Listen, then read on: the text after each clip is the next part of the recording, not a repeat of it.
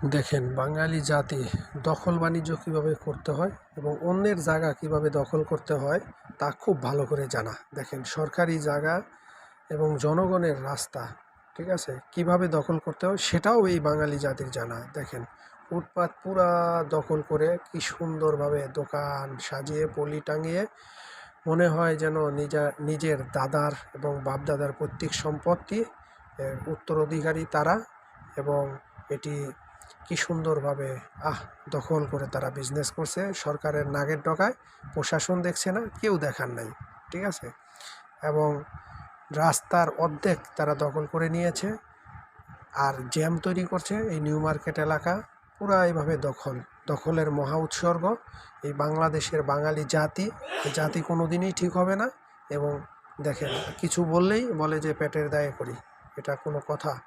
দেখেন রাস্তা কিভাবে জনগণ। স্থানীয় প্রশাসনকে বলবো দ্রুত